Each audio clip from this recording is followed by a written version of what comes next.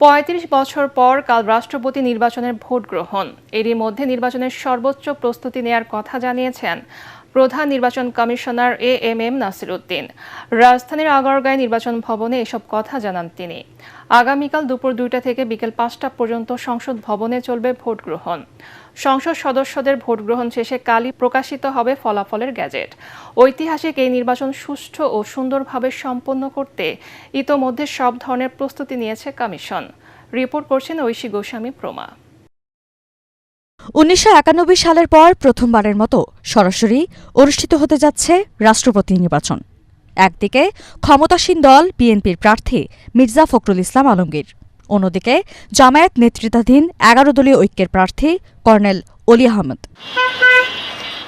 বুধবার রাজধানীর আগারগাঁয়ে নির্বাচন কমিশন ভবনে রাষ্ট্রপতি নির্বাচন ও প্রস্তুতি নিয়ে সাংবাদিকদের সাথে কথা বলেন প্রধান নির্বাচন commissioner AMM Nasir Uddin.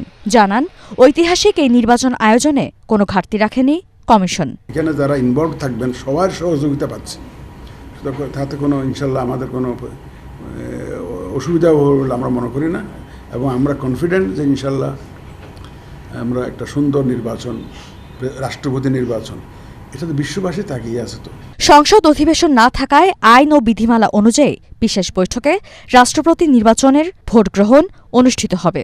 Vote শেষে সবার সামনে বিস্তারিত ফলাফল ঘোষণা করবেন প্রধান নির্বাচন কমিশনার। ভোটের ফলাফল যেটা ঘোষণা হবে, ওই যে ২টা থেকে ৫টা পর্যন্ত ভোট হবে, তো ভোটের পরে তো আমরা ওখানে ইনস্ট্যান্টলি গোনা শুরু করব। গোনার পরে রেজাল্ট যেটা আমি অ্যানাউন্স করবো অ্যাজ নির্বাচনী কর্তা, দ্যাট ইজ ফাইনাল। তফসিল অনুযায়ী বৃহস্পতিবার রাষ্ট্রপতি নির্বাচনে ভোট গ্রহণ অনুষ্ঠিত হবে। ফলাফল ঘোষণা শেষে একই দিন গেজেট প্রকাশ করা হবে। গত ২৪ জুলাই অসুস্থতার কারণ দেখিয়ে পদত্যাগ করেন ২২তম রাষ্ট্রপতি মোহাম্মদ শাহাবুদ্দিন। ৬ আগস্ট তফসিল ঘোষণা করে নির্বাচন কমিশন। ঐশী গোস্বামী প্রমা, এটিএন বাংলা।